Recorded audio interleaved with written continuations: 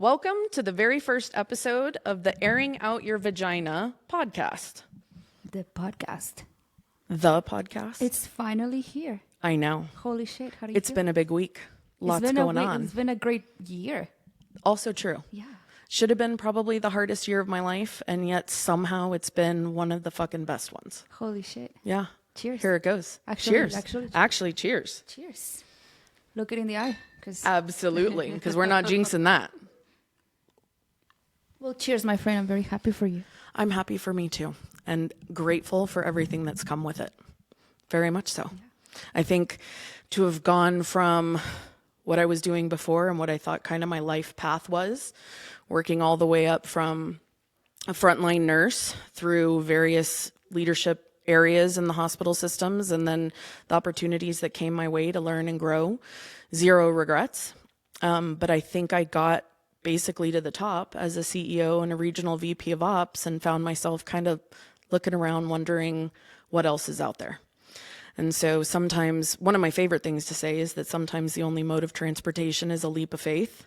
And boy, did I leap. And so I actually I didn't even show you this.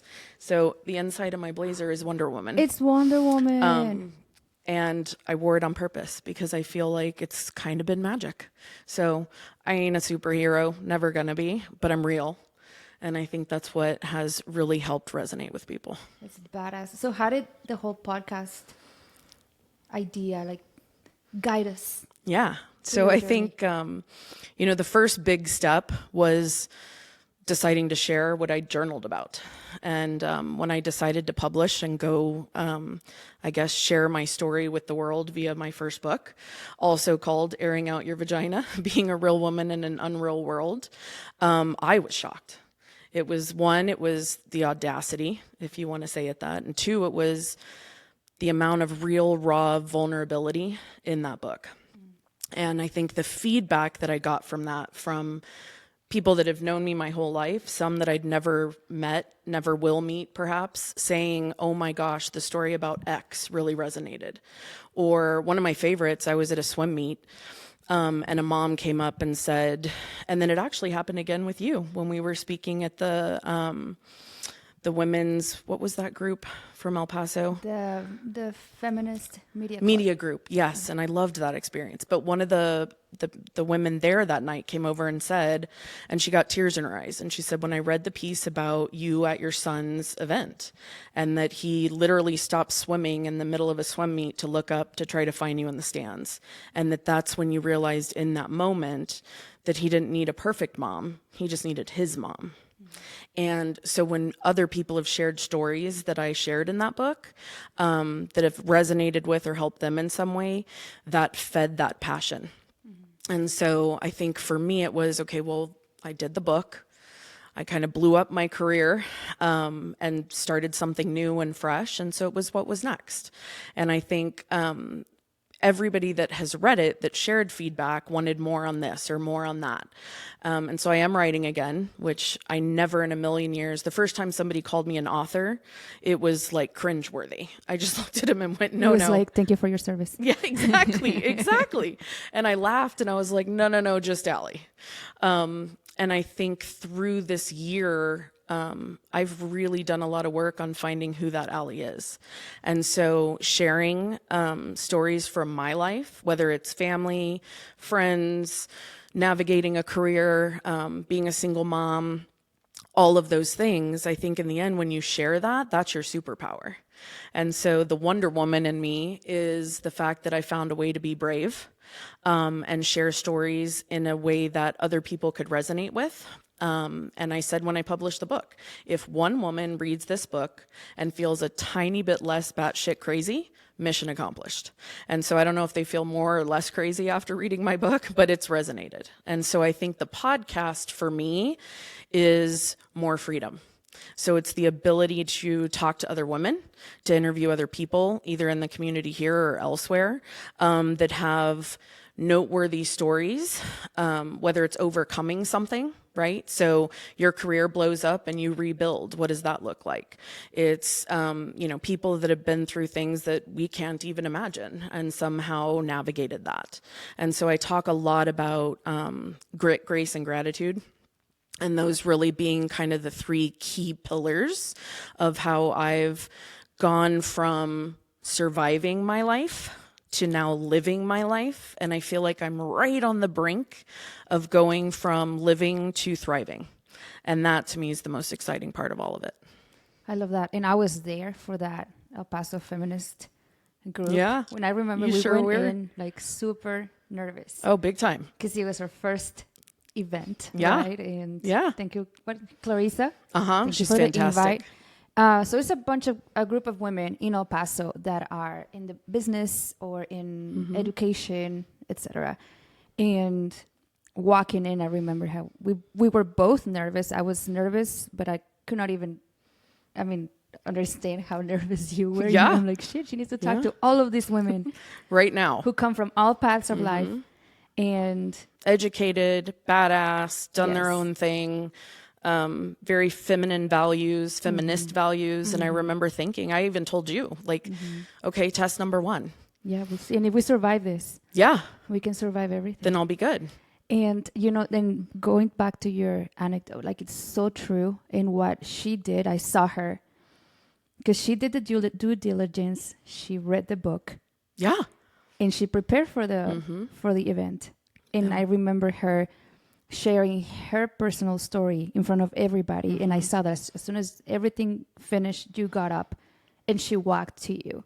Oh. And when I read the book, I feel like that's what most women do, right? Especially like the first, and I always, because that's my favorite part of the book, like the first paragraph. Yeah. Tell me a little bit about that. Yeah. Well, I joke that you only get to write your first book once. And so you only get to write the first line of your first book once. And once I decided I was going to do it, I don't half-ass anything. Either I'm in or I'm out. And so I went even further in and decided on the first line being, fuck this shit. Because in the end, I was unhappy where I was. I was unfulfilled. I thought I would climb to the top. I was never a title person, never will be a title person, but there's authority that comes with that. There's the ability to build teams. There's the ability to do a lot of the things that do feed my soul. But then you end up in a situation in corporate America where you are kind of forced into a world of profits over people. And it never resonated with me. And so I think having these other opportunities come my way, meeting with the feminist media group, Clarissa was fantastic. And I think that night proved to me that I could still be me. I can be real. I can be myself. I can be authentic and vulnerable in any room because I'm past the point in my life where I really held on to what is everybody going to think? Are they going to think I'm nuts because I published this book? Are they going to think I'm crazy because I did this thing? And so now it's like, if it's feeding my soul and it's helping me navigate life in a way that helps my son do better in his, then I really don't care what anybody thinks. And I think that night was fantastic. The conversations that ensued that night blew my mind. The level of really vulnerability amongst the whole group that was there. Everybody kind of started sharing little things, little tidbits from their story. And so I think for me, it was powerful because in that moment I realized like, holy shit, like I have valuable things to share that I think can positively impact other people. And really, from my perspective, that's been the goal all along. So it was the icing on the cake for sure. When you say like, fuck this shit, and think about everybody in corporate, like sitting behind a desk that just finished a board meeting, or that not even, it doesn't even need to be like people above you or your bosses. Sometimes it's your coworkers. Can be, yeah. Right? Or the people on So- your team even at times. Correct. Like how many women in America are feeling the same right now, right? So what was your final like, fuck this shit, This is it. this is it? What is what was kind of like the turning point? So I think if I'm being totally honest, rip the Band-Aid off, it was probably almost 9 months before I published the book. And there was a position that had opened that I didn't really want. I loved working with my team. I was running multiple facilities as it was and was responsible for several hundred people. But a position opened up out of corporate or out of home office. And I thought about it and I thought, oh, hell no, I don't want to do that. But then I got calls from several people, and even some people on my own team were like, dude, you have to do that. There's nobody, from a market. And I think what happens nowadays in large corporations is the people that are at the top are unfortunately totally out of touch with the reality of what it is to run a facility, what it is to lead a team of hundreds of people. And so there's a disjointedness there. Do you think it's because they're not really physicians or like medical I think people? that's part of it. It's more like a venture capitalist. Yeah. Yeah. And I think there's an opportunity. I actually did a consulting thing on Monday for a joint venture capitalist firm on this exact topic. And I said, I think you can have a CEO that's a banker. That's fine.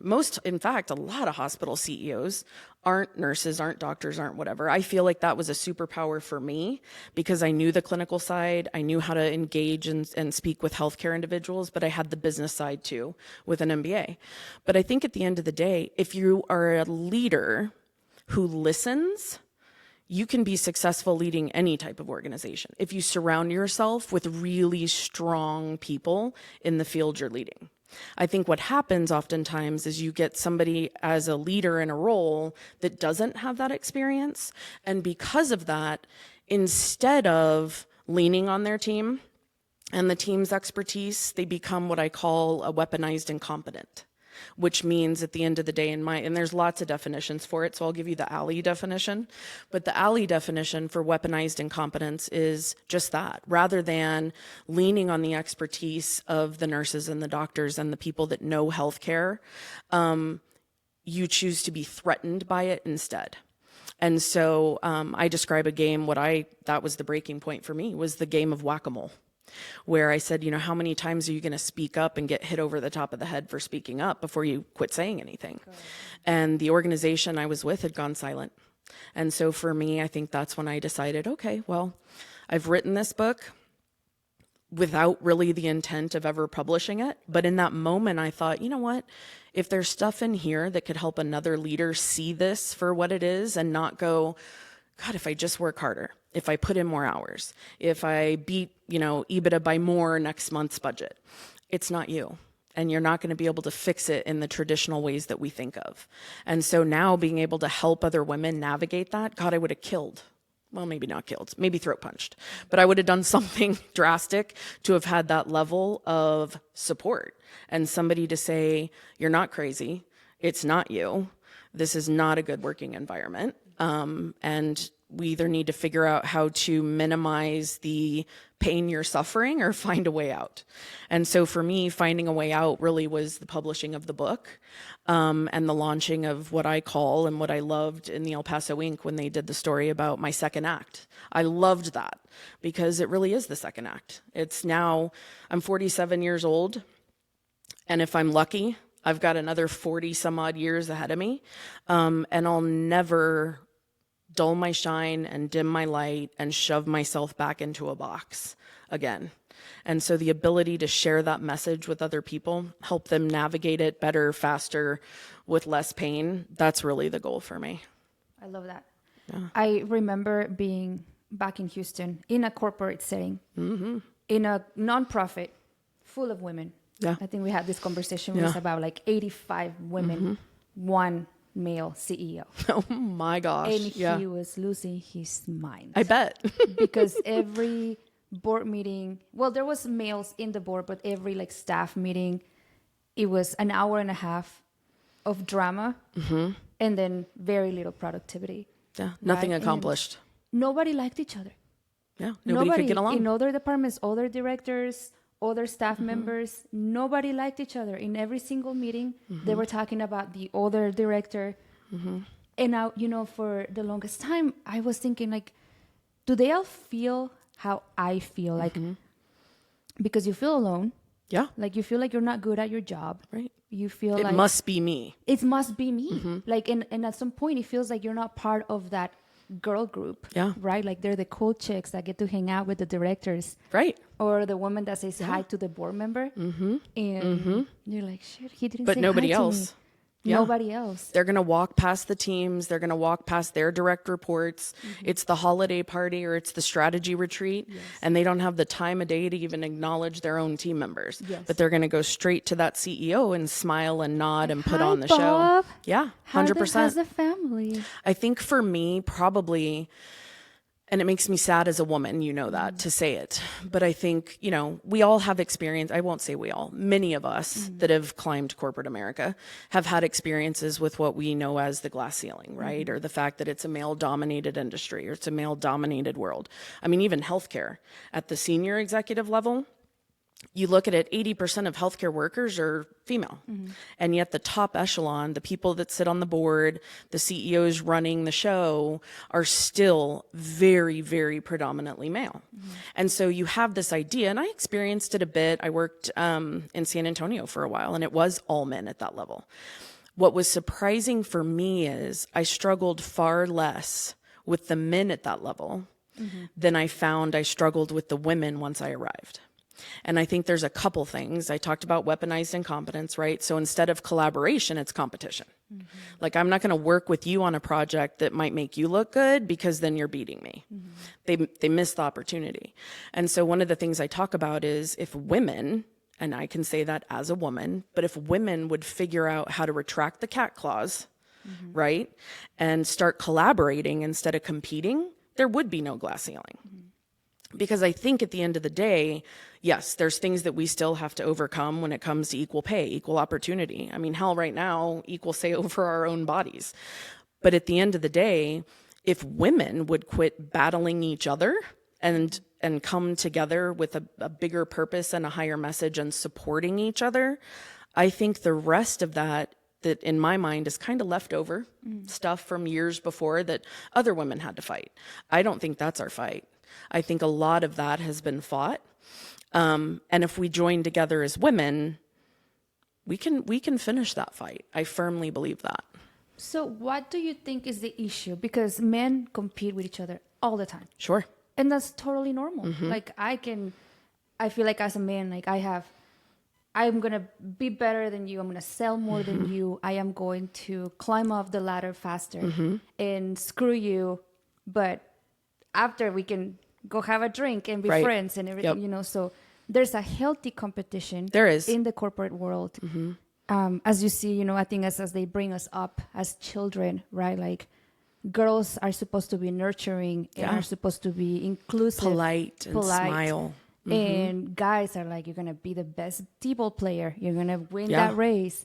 So how, as women in corporate world or in a regular and our everyday life, how can we make that switch to be, we can still be competitive, but not be, like, as you say, like, retract the clause.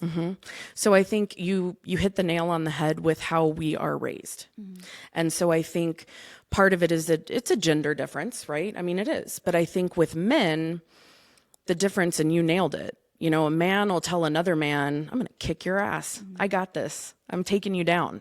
Women will be like, okay, guys, here we go. And then she's got the knife behind your back, right? Or, girl hey, power. I hope you get that job. Yeah, exactly. I hope you get that job that you applied for. But once she gets up there, instead of helping you up the ladder, she pulls the ladder up behind herself. And so I think part of it is honesty.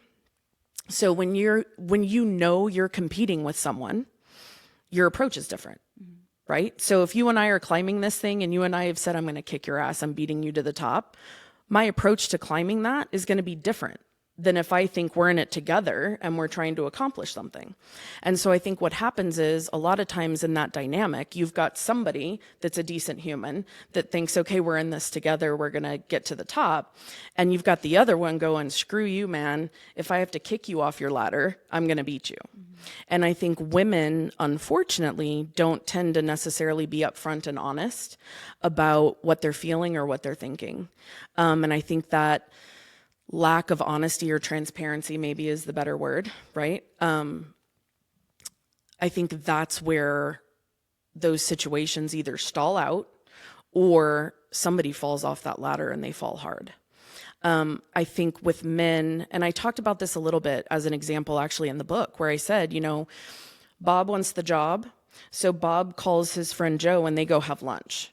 because Joe already works there. And so Bob tells Joe, I really want to work at that marketing firm. And Joe says, you know what? Let me get in touch with the right people and we'll set up a meeting. And by the next Friday, they're having lunch at the country club and Bob's got the job. I go to lunch with my friend Fernanda, who I think is my friend, and we sit down. And I tell you, I really want to go work at such and such. I know you know the CEO, you know, what are your thoughts? And you're going in your head, oh shit, I didn't know that position was available.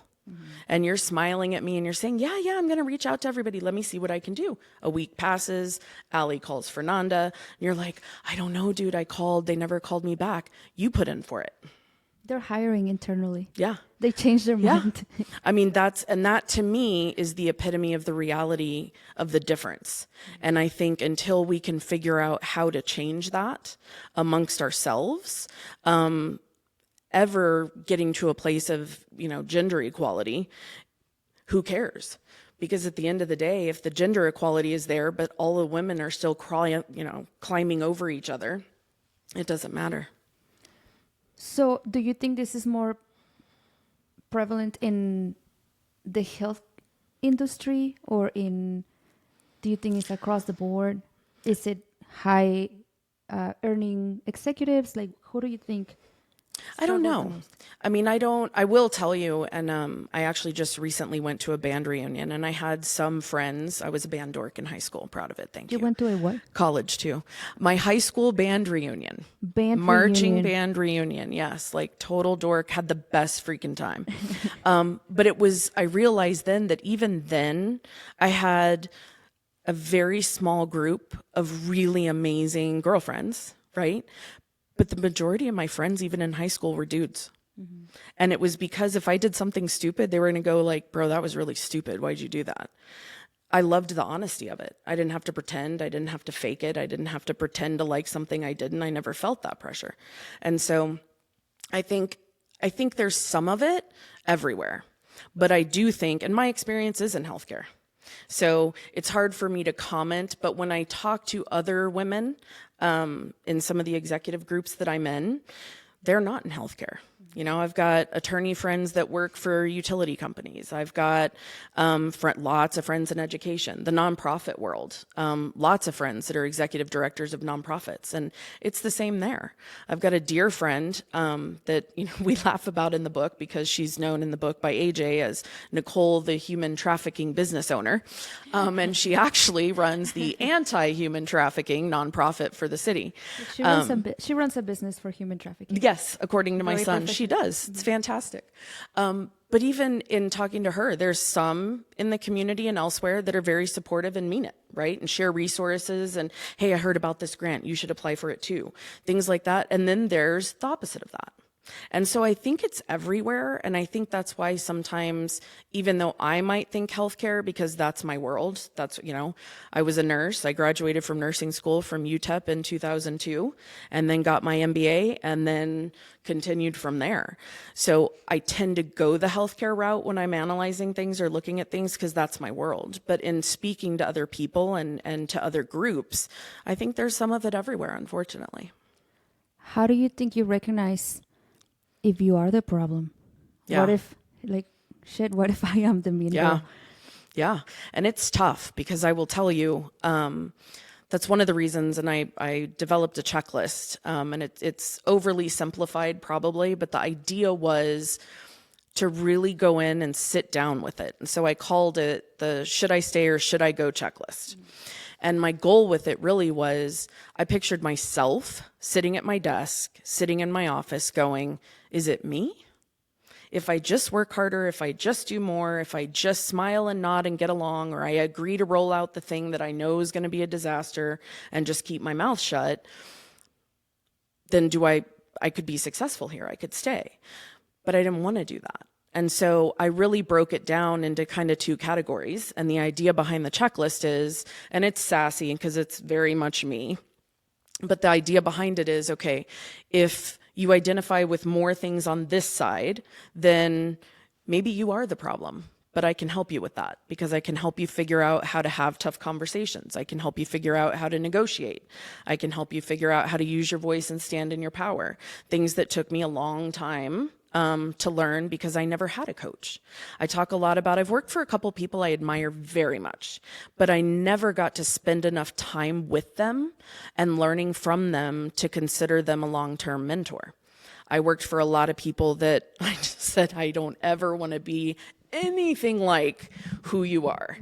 And so the checklist is, if it's mostly on this side, then let me figure out how to work on some of your challenges and the things that you're struggling with. The first part is if you might be the problem. Yeah. Okay. The second part is if you identify more with things in this section, then you might be in either the wrong job or the wrong industry. It's the environment you're in. So is it a toxic work environment? Is it a male-dominated environment? Are you working with the mean girls from high school? They just happen to be wearing stilettos in the boardroom now. It's the organization. And then really most common, often it's a little bit of both. You may be in a crummy environment, right? But there are little things that you can do to tweak how you carry yourself, how you behave, set boundaries, what you put up with, what you don't, that can help turn that. Now, if it's a horrifically toxic environment, I tell people, run. I mean, get out of there as fast as you can and find something that's going to feed your soul and not break your heart. But that was really the goal behind the checklist, was that first question, right? Like, I used to teach about team building, and part of it is, are you on the right damn bus? If you're sitting in the driver's seat, right? You're the CEO of the hospital, but you're sitting in the driver's seat and you're looking around and going, oh, shoot. I wanted to go to Florida and this bus is going to California. Well, you're on the wrong bus. And so you're in the wrong organization. If it's the people piece, do you have the right people on your team, right? So same bus, you're on the right bus now. You're looking around going, do I have the right people on my team? And some of it's managing them, like you mentioned earlier. Sometimes it's your leaders, sometimes it's your coworkers, and sometimes it's the people that are on the team working with you. And so my goal with the checklist is that first question, are you even on the right damn bus? Because if you're not, all the work on you in the world isn't going to change the fact that you're sitting in the wrong position at the wrong company. What are some of the questions? I'm trying to find out if I am the problem. So diagnostics, got it. Well, and really for free. It does go down, and it's a decent list, but it's, questions like, are you being left off of important calls or important meetings? Do you feel like you're running something blind? So I talk about business silos, where you're responsible for this business and this facility or this market or whatever it is, but you're not even given all the background information to what you need to do that. That would be a company problem. Or a boss problem? Are you realizing that, there's all these lovely core values written on the walls, but the people in the leadership roles don't subscribe to them? Oh, the ones with the Everest? Yes, love that. I remember those. Mm-hmm. Yeah. We should bring those back. Let's. Resilience.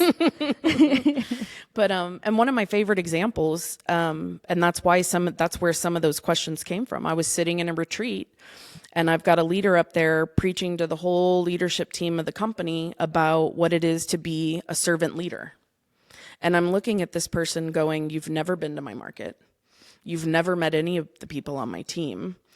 I've never heard an "atta girl" or a "wow, that was really well done," or "when COVID hit, did you come help?"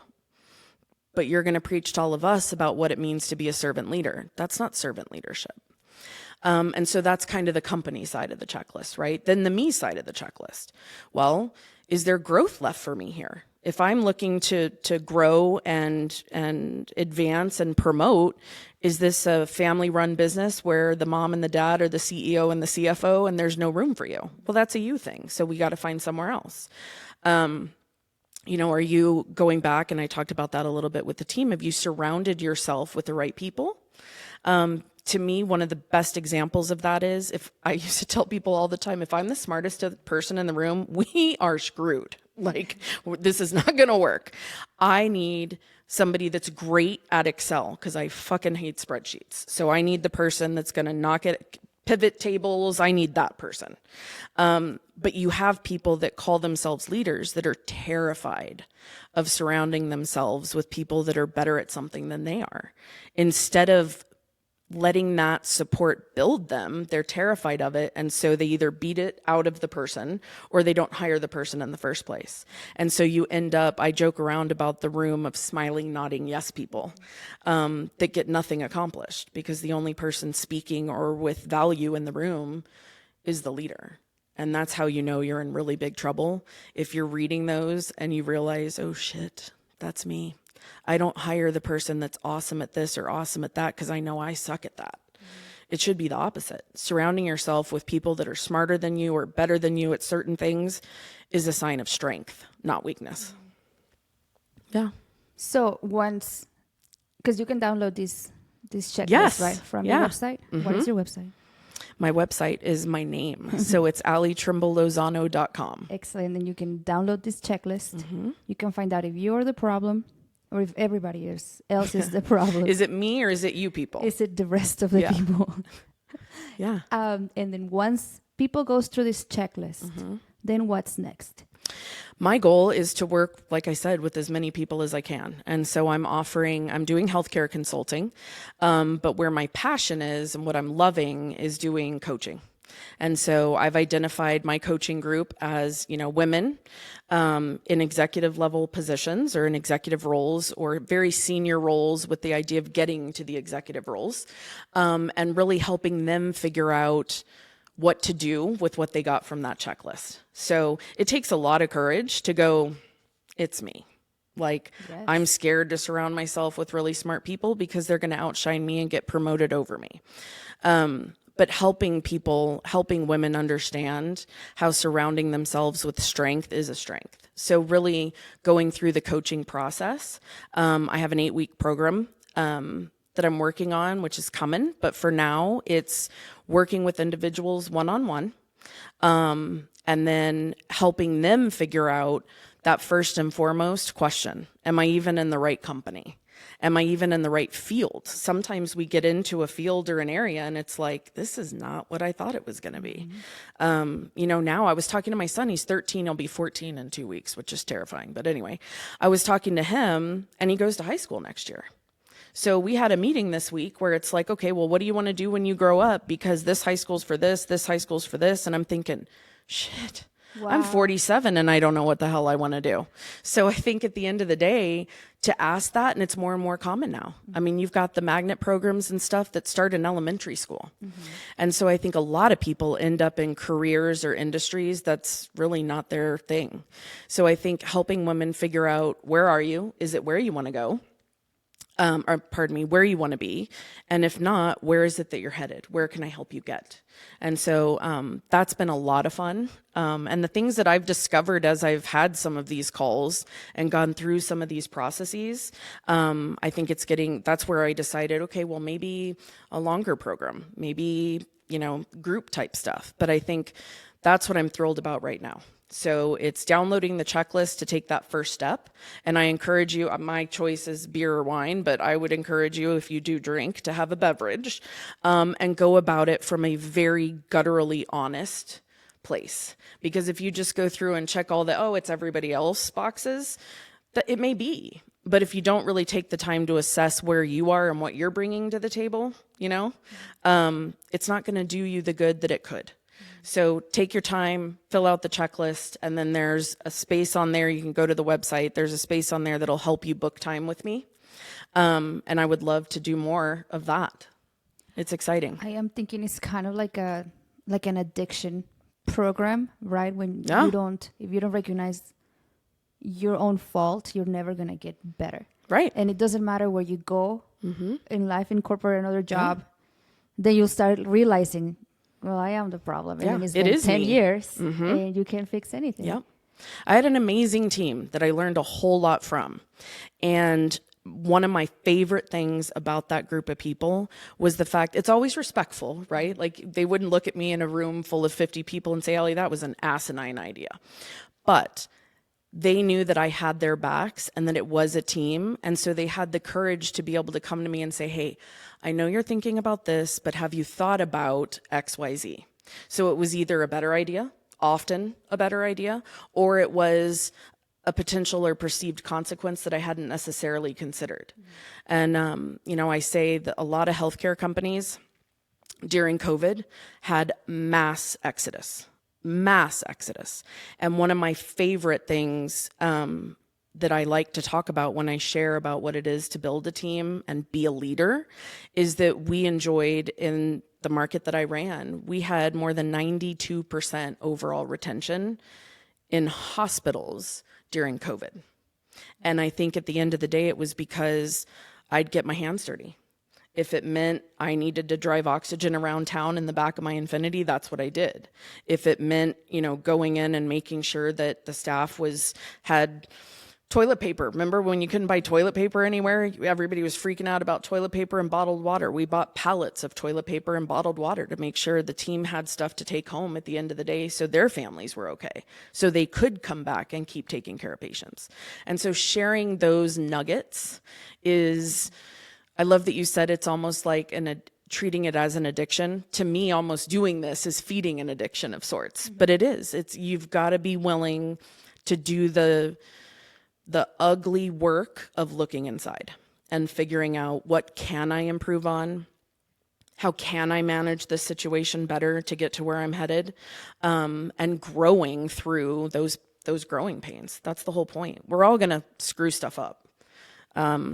I used to tell my staff, I screw something up almost every day, but I'm going to own it. I'll apologize for it if I need to, and then I'm going to try to pick something different to screw up tomorrow. And I think when you can be that sort of kind of fearless leader, then your team feels the same lack of fear. They know they can try different things. They know they can, figure things out because you're going to support them. And so helping other women figure out how to do that, to me, it's magic. I love that. Yeah. So you have your book. I do. You have your website. I do. And also you have a big announcement to make I that know. we just heard today. I want to scream, but I won't. It's finally here. I know. It took for freaking ever. I mean, I remember we high-fived when I finished recording it. Yes. And then months and months. It was almost like when I published the book and then Amazon wouldn't, you had to have a specific link because God forbid it had the word vagina on it. This episode is not brought to you by Amazon. Yeah, exactly right. That is exactly right. And I think, at the time it was like, it's not adult content. What are you talking about? And so that was the first fight, right? And then with the audiobook, it was just one thing after another. But to me, resilience, right? It's that grit. I'm going to frickin' find a way. And thank you to you for helping me do that. But the announcement is the audiobook is finally out. Woo. And it is available and it is on Audible already. I looked today, and it's coming very shortly to anywhere else you can download an audiobook. And if you're listening to the podcast and you hate my voice, don't download the audiobook because I'm reading it myself. So I joked when I put the picture on the front of the book, it was my life story. And so there wasn't going to be size 2 model on the front of my book. It was going to be me spread eagle at the Plaza Theater. So the audiobook was very much the same. Some other person is not reading my story. And so, yeah, I'm thrilled. And I couldn't believe on my way here to record the first podcast episode, the freaking audiobook we've been trying to get done for 6 or 7 months now also dropped. It's out there. Yeah. It's happening. It is, baby. It is. What else are we going to expect in this podcast in the future for future episodes? Yeah, so I'm excited about it. I already have my first guest lined up and I can't wait to have her on. But really my idea is to have people on that have experienced different things in their lives, that are women who have overcome something, women who have had that, anybody familiar with tarot, have had that tower moment where you just stand there going, holy shit, is this happening to my life?